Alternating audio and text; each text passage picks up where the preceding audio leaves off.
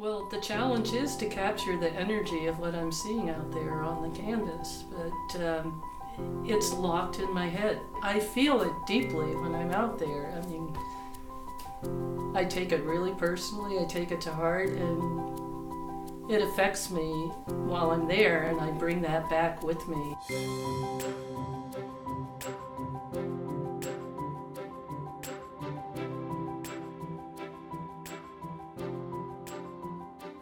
Painting is what I was already drawn to right away. So by the time I got to Stanford, I'd already been doing it for a while. After about the third teacher told me I didn't belong there and I should go to the San Francisco Art Institute, I took their advice and I left.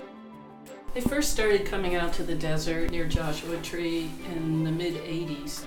Really special place, and I'd never been to any place like that. It caught me right away. I'd just start focusing on a small rock on the ground, and then I'd focus on a cactus. Gradually, the paintings got bigger and bigger, the actual painting plus what they were conveying, until I finally was able to take in the whole big landscape. I'm always looking for that moment of that beautiful light and the dynamics, the contrast, and the light just pokes through the clouds, and it's just the landscape and the light and everything, it just lines up right, and I'm freezing that single moment. Somehow I feel the weight of all that space. It's deep, and I don't know, I just feel part of it. I feel opened up to it, and I try and bring back that feeling and put it in the paintings. It was her sense of the epic grandeur of the landscape. So she's almost like a storm chaser. She's always looking for, the convergence of sky and the right light. They do that with a novel weave. It's like there might be a path out or something.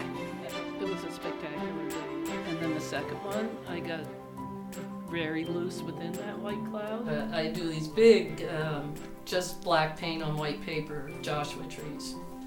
And they're really loose. They are so much fun. I felt like nobody was doing a good painting or drawing of the Joshua tree, and they are really complicated. I'm throwing the paint and getting really loose with that. I'll do like 5 of them at a time and then let them dry, then put them up on the wall and go back in and just finish out the detail. She's taking some even bigger adventures now, getting on ships and planes and going off to Greenland and the Antarctic.